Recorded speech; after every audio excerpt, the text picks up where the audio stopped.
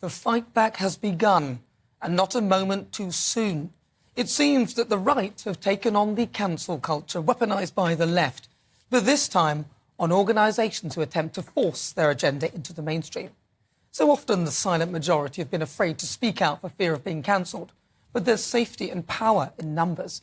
And given that it would appear the silent majority are just that, a majority, and as such more likely to be centrist or on the right, and that most people believe in common sense, to teach some of these corporations a lesson, the Americans have come up with a novel invention, a woke alert, to warn shoppers about products pushing a perceived left-wing agenda.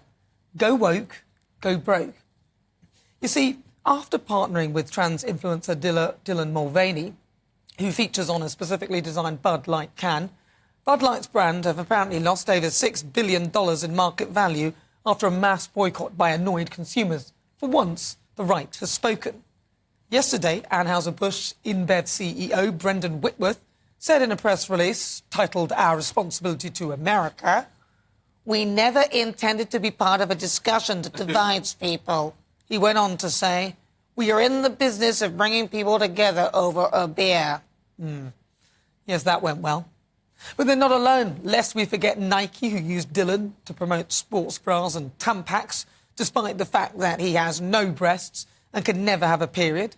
There was Gillette when it launched its advert against toxic masculinity. It apparently lost $8 billion in stocks. But it's not just corporations who've been caught up pressing this liberal woke agenda. The American school in London, which charges annual fees of over £32,000 for older pupils, was previously Ofsted rated outstanding, but then slipped 2 grades down to requires improvement, just above inadequate, after an inspection in December. You see, what happened there were inspectors who were sent in after the ASL featured in a series of newspaper articles, which reported that parents were concerned about a woke agenda at the school, and they complained that the children had been indoctrinated in the critical race theory. And then, of course, there's Nicola Sturgeon's disastrous gender recognition reform bill, which saw her leave office.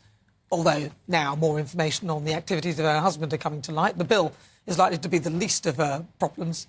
Nonetheless, it was reported that the party lost a third of its members over the issue. And, of course, Nicola left before she was pushed.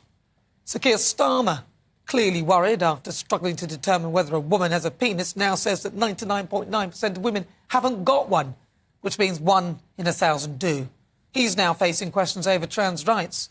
The Labour leader insisted if his party won the next general election, there would be no rolling back of women's rights. Yes, that's once he's worked out what one is. Earlier in March, he said trans women are women, and that's not just my view, that's actually the law.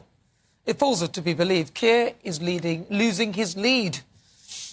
Now, the woke alerts in the States to combat woke capitalism, to let potential customers know which companies are pursuing a liberal agenda, are actually a free service created by Consumers Research. And they've already targeted a few companies like Coca-Cola, calling them Woke-a-Cola, and claiming that Levi's jeans were woke-washed. The alerts are planned to be rolled out next week. I imagine it's not long before we have our very own version here in the UK. I'll be the first one to sign up. Go woke, go broke.